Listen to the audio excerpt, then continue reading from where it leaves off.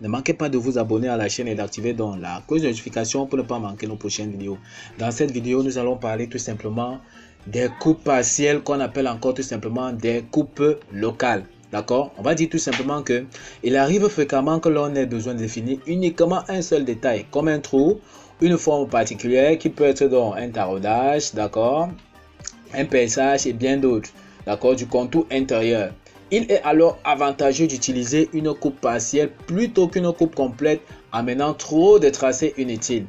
L'indication du plan de coupe est inutile dans ce cas, d'accord? Un trait fin sert des limites aux hachures. On va donc directement passer à un exemple d'application tel qu'on voit là. Donc, on aura deux exemples d'application. On commence donc par le premier, tel qu'on voit là en image. On peut voir donc deux axes qui sont donc représentés ici.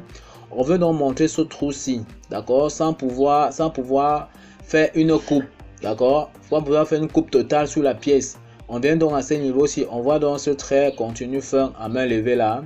On hachure uniquement, donc on effectue une coupe uniquement dans la zone où on veut montrer le détail. Donc le plan de coupe ici n'est pas nécessaire, d'accord. On voit donc comment on est venu rien qu'à cet endroit-ci précis pour nous montrer que effectivement il y a un trou qui est réalisé ici. Sur le prochain axe ici, tel qu'on peut voir là, d'accord, c'est ça qu'on entend donc par coupe locale. D'accord, on vient donc sur cette partie-ci, on réalise donc tout simplement une coupe ici. On peut voir encore le trait continu fin à main levée ici. On vient donc ici, on hachure là pour nous montrer en fait qu'il y a une rainure de clavette à ce niveau-ci. Donc on peut voir que des traits ici donc ce sont tout simplement des traits fins. Donc c'est ça qu'on entend donc par coupe locale ici. D'accord, alors que ici ça c'est une coupe normal, d'accord, ici AA. Donc il n'est pas nécessaire d'indiquer donc tout simplement ici AA à ce niveau-ci ou bien BB, d'accord. Donc pour les coupes partielles, on n'indique pas tout simplement le plan de coupe. On passe donc tout simplement au prochain exemple d'application tel qu'on voit là apparaître ici pour le deuxième exemple. C'est tout simplement dans des dessins d'ensemble ici.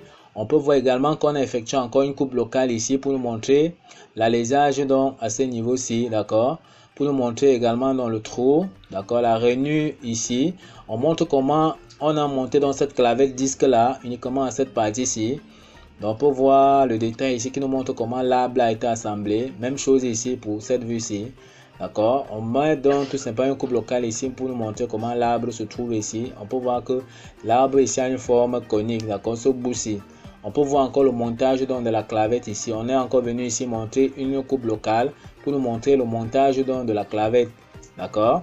Ok, on voit ici que l'indication du plan de coupe n'est pas nécessaire. Donc c'est l'avantage donc d'utiliser donc des coupes locales. Ok, nous sommes donc arrivés au terme de cette vidéo qui voulait nous montrer tout simplement ce qu'on entend donc par coupe locale en dessin technique. Ne manquez pas donc de liker la vidéo, de vous abonner.